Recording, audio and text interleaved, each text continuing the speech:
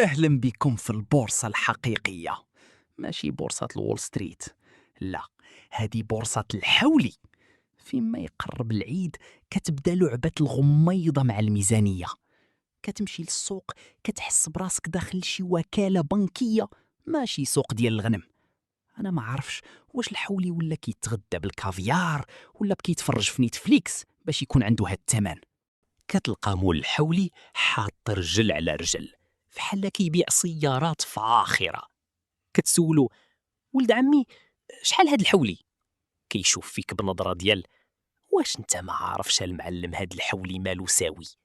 وكيقول لك: هاد الحولي راه متعلم ومربي وكياكل غير الأعشاب الطبيعية اللي كتنبت في قمة جبل أوريست.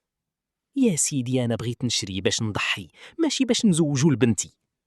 هاد الغلاء خلانا كلنا علماء في الاقتصاد، كنحسبوا ثمن الحولي ونزيدوا عليه ثمن العلافة ونزيدوا عليه البريستيج ديال الجيران، وفي الاخر كتلقى راسك خاصك تراهن الدار. هو المشكلة ماشي في الحولي، المشكلة في العين. كاينه هذيك اللحظة ديال دخول الحولي للدار، كتحس بالجيران كلهم كيطلوا من الشراجم. لازم الحولي يكون حاضر، ماشي يكون غير حولي، خاصو يكون مدير عام ديال الأكباش.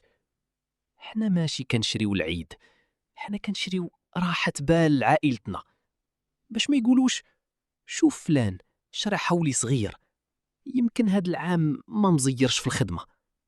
هذا الضغط الاجتماعي هو اللي خلى الخروف يولي أغلى من السيفي ديال المهندس. في النهاية كنشريو الحولي وكنقولوا بسم الله. كنشريوه بالغالي وكنحطوه في لاكاراج وكنبقاو نطلوا عليه كل ساعة. ويوم العيد كتولي هي اللحظة العظيمة، كناكلوه وكنساو كل هاد الفيلم ديال الغلاء. نصيحتي لكم، لا تخليو الحولي يولي هو مدير البيت.